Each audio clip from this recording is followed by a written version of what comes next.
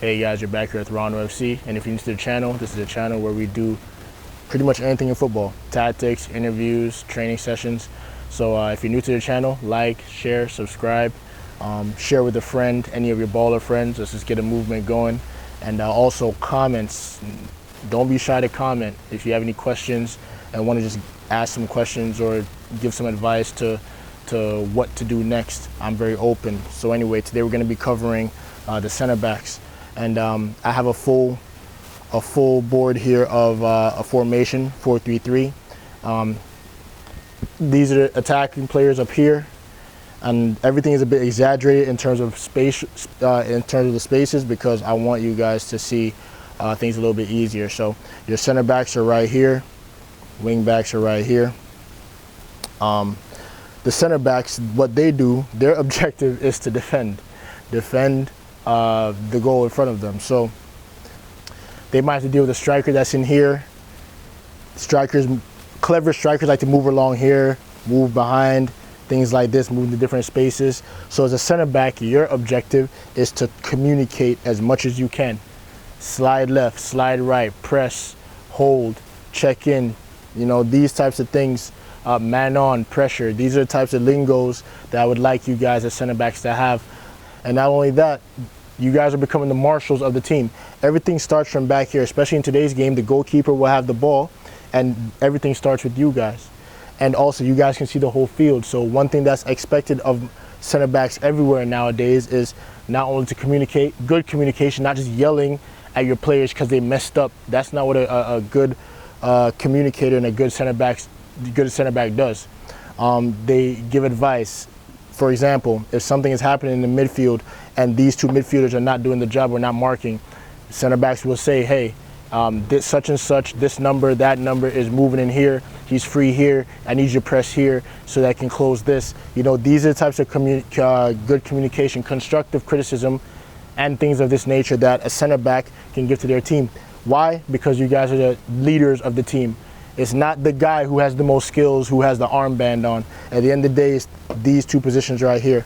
So can you communicate with your other center backs, with your other players, what's happening around here as these players move, right? Can you have your head on swivel while you're expecting these runs in behind? And can you press? When a player is in, I like to call, but I train my players to be in these spaces where I call them like dead man zones or no man land, things like these. If you're in these spaces here, it's hard, but these guys have to make a decision as a center back. You have to make a decision whether you should step, whether you should stay, whether you should tell this person to back off. These are the types of things you're looking for as a center back. When the ball is with you, can we get into these good spaces to move the ball around the back line, move it across the opposition? Why? Because eventually you want to be able to find these balls into these players or center defensive mids, whether it's two up here, one here, or two here, one here. These guys have to be able to find the ball in here and keep composure. Yes, they say that the center mids dictate the game with tempo, but also it starts with you guys as center back, because you don't want to just be launching the ball up top. Once you start doing that, everything gets messed up. Your midfielders won't even like you that much because they won't touch the ball and they're going to be miserable and say, hey, calm it down. So no, how about you take initiative as a center back and calm the ball down yourself?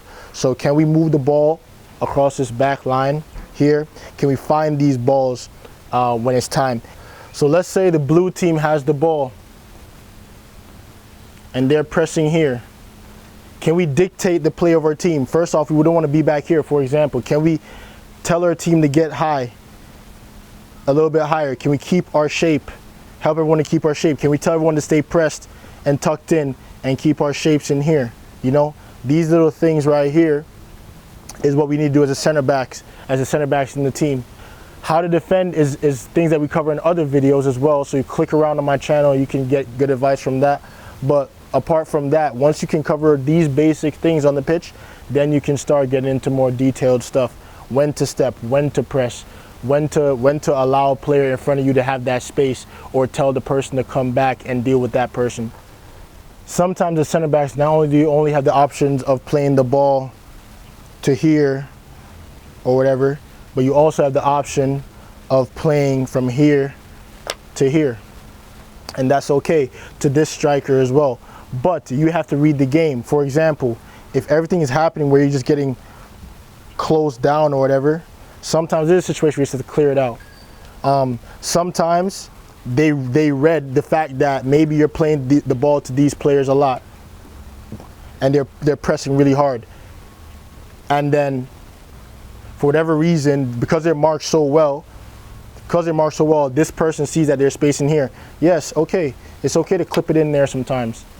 Obviously, it's a big ask because not every striker can deal with it. However, I'm just saying that as a center back, you have a lot of different responsibilities on the pitch to see and to look for. I hope you guys got something from this video today. You're back with Ron OFC. As I said at the start of the video, like, share, subscribe if you enjoy the content, and there'll be plenty more where this is coming from. Take care.